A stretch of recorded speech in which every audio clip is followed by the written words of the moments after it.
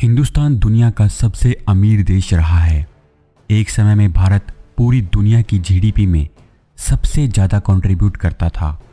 17वीं शताब्दी में भारत की जीडीपी पूरी दुनिया की जीडीपी का 24.44% थी, जो कि दुनिया में सबसे ज़्यादा थी। उस समय भारत को सोने की चिड़िया कहा जाता था।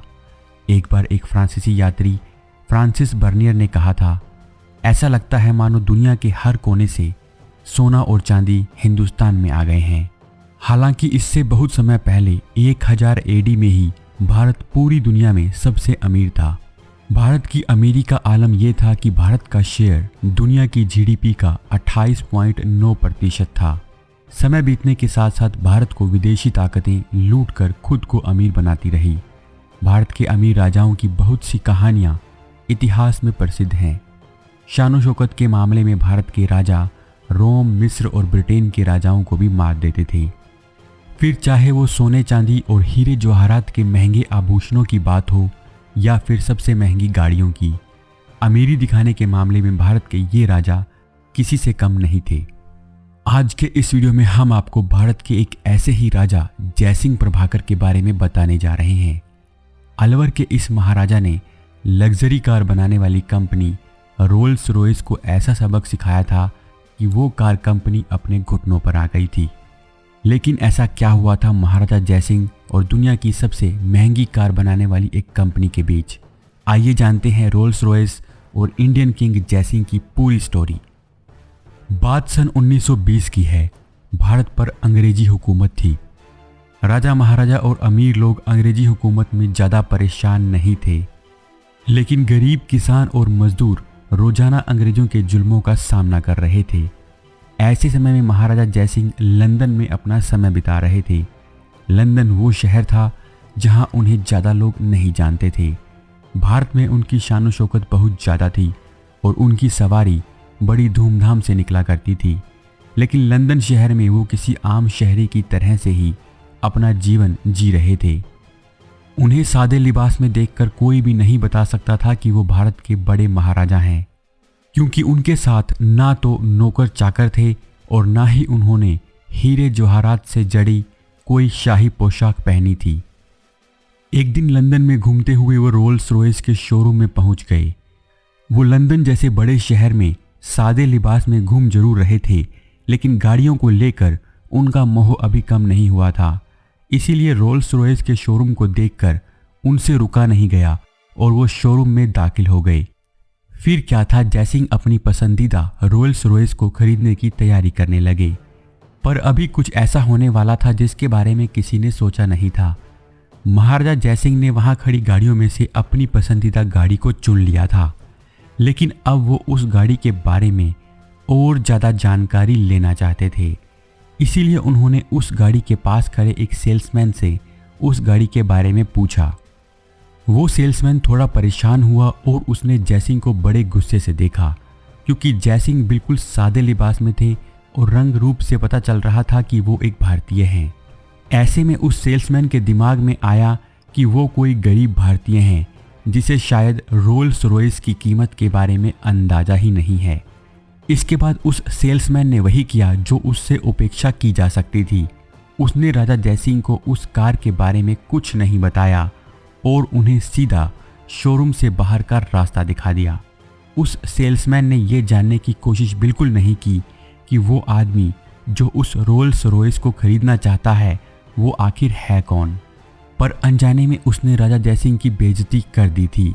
राजा जयसिंह इतनी बेइज्जती के बाद भी बिल्कुल गुस्सा नहीं हुए, लेकिन मन ही मन उन्होंने रोल्स रॉयस को सबक सिखाने की बात ठान ली थी।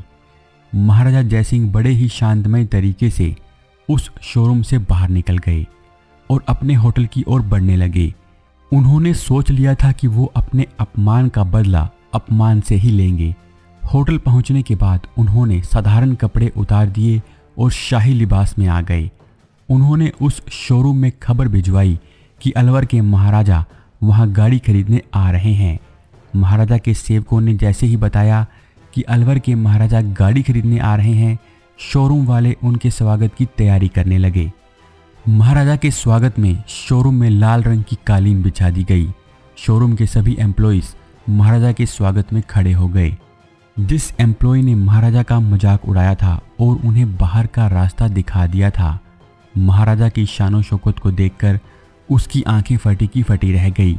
शोरूम में पहुंचने पर महाराजा जयसिंह ने शोरूम के बड़े अधिकारियों से कहा कि उनके शोरूम में जितनी भी गाड़ियां हैं वो सभी खरीदेंगे, लेकिन शर्त यह है कि उस सेल्समैन को जिसने उनका अपमान किया था उसे गाड़ियों को भारत छोड़ने साथ आना होगा। इसके बाद उन्होंने वहां मौजूद सभी 7 गाड़ियां खरीद ली। उनका दाम भी महाराजा ने उसी समय कैश में चुकाया। इतना बड़ा ऑर्डर पाकर रोल्स रॉयस के उस शोरूम के कर्मचारी बड़े खुश थे, लेकिन महाराजा का असली खेल तो अभी शुरू होना था। महाराजा जयसिंह की शर्त के अनुसार सभी गाड़ियों को भारत में उनके महल पहुंचाने का प्रबंध कर दिया गया। साथ ही वो सेल्समैन भी गाड़ियों के साथ भारत आ गया। नई चमचमाती रोल्स रॉयस के भारत पहुंचने के बाद महाराजा ने ऐसा काम किया जिसकी किसी ने कभी कल्पना भी नहीं की थी। महाराजा ने सभी गाड़ियां नगर पालिका को दे दी और आदेश दिया कि पूरे शहर का सारा कूड़ा करकट इन्हीं गाड़ियों से उठवाया जाए। इस आदेश को सुनकर रोल्स रॉयस का वो एम्प्लॉय बहुत हैरान हुआ। फिर क्या था, पूरे शहर की सफाई और कचरा उठाने का काम उन गाड़ियों के द्वारा होने लगा। रोल्स रॉयस पर कूड़ा उठवाने की बात आग की तरह हर तरफ फैल गई। कोई भी इस बात को सुनकर यकीन ही नहीं कर पा रहा था कि कैसे कोई इतनी आलीशान गाड़ियों से कूड़ा उठवाने का काम करवा सकता है। लेकिन इधर अलवर में सफाई कर्मचारी हर रोज उन लग्जरी गाड़ियों से शहर की सफाई करते और उनमें कचरा भरते थे। रोल्स रॉयस गाड़ियों की ये हालत देखकर अंग्रेजों के चेहरों की हवाइयाँ उड़ गई थी। उस सेल्समैन को भी एहसास हो चुका था कि उसने बहुत बड़ी गलती कर दी थी। रोल्स रॉयस में कचरा उठवाने की बात अमेरिका और यूरोप में भी फैल गई थी। अब जिन लोगों के पास रोल्स रॉयस गाड़ियां थी उन लोगों को अपनी गाड़ियों पर नाज नहीं रहा था। अब रोल्स रॉयस के नाम पर अमीरी और शानो शौकत नहीं दिखाई जा सकती थी, क्योंकि लोग बातें कर रहे थे कि जिन गाड़ियों में भारत में कचरा उठाया जाता है उसे कौन चला सकता है। अगर कोई कहता कि उसके पास रोल्स रॉयस गाड़ी है तो लोग आगे से जवाब देने लगते कि ये वही कार तो नहीं जिनसे इंडिया में कचरा उठाया जाता है। इन सब बातों का बहुत गहरा असर हुआ और रोल्स रॉयस गाड़ियों में लोगों की रुचि घटने लगी। इस लग्जरी गाड़ी की मार्केट धीरे धीरे नीचे गिरने लगी। उधर महाराजा जयसिंह प्रभाकर इस पूरे खेल का मजा ले रहे थे। उन्होंने उस कंपनी को यह सबक सिखा दिया था कि किसी भारतीय का मजाक नहीं उड़ाना चाहिए। जब रोल्स रॉयस अपनी साख बचाने में कामयाब नहीं हुई तो उसने महाराजा से माफ़ी मांगने के लिए एक पत्र लिखा। इस पत्र में कंपनी ने महाराजा से माफ़ी मांगी और उनसे अनुरोध किया कि वो उन गाड़ियों से कचरा उठवाने का काम ना करवाएं। इसके साथ ही कंपनी ने महाराजा को बिल्कुल मुफ्त में 6 नई रोल्स रॉयस गाड़ियां देने का वादा भी किया। महाराजा जयसिंह अपने मकसद में तो पहले ही कामयाब हो चुके थे। उन्होंने रोल्स रॉयस कंपनी को माफ़ कर दिया और उन गाड़ियों से कचरा उठवाने का काम भी बंद करवा दिया। इस पूरे वाकया से रोल्स रॉयस को एक बड़ी सीख मिली। साथ ही महाराजा जयसिंह ने पूरी दुनिया को संदेश दे दिया कि किसी भी इंसान को उसके कपड़ों से नहीं पहचानना चाहिए, यानी डोंट जज a book by its cover. साथ ही महाराजा ने अंग्रेजों को एक और संदेश भी बिल्कुल साफ कर दिया था कि किसी भारतीय को कभी भी किसी तरीके से कम नहीं आंकना चाहिए। उन्होंने रोल्स रॉयस जैसी बड़ी कंपनी को घुटनों पर ला दिया था, जिसकी उस समय एक अलग पहचान थी। उस समय रोल्स रॉयस को दुनिया के सबसे अमीर लोग, राजा महाराजा ही खरीद पाते थे। ऐसे में महाराजा ने उन्हें सबक सिखाने का जो तरीका अपनाया वो काबिले तारीफ था। महाराजा की इस कहानी को अपने दोस्तों के साथ शेयर करके हिंदुस्तान का मान जरूर बढ़ाएं। आपसे फिर मुलाकात होगी एक और वीडियो के साथ। धन्यवाद।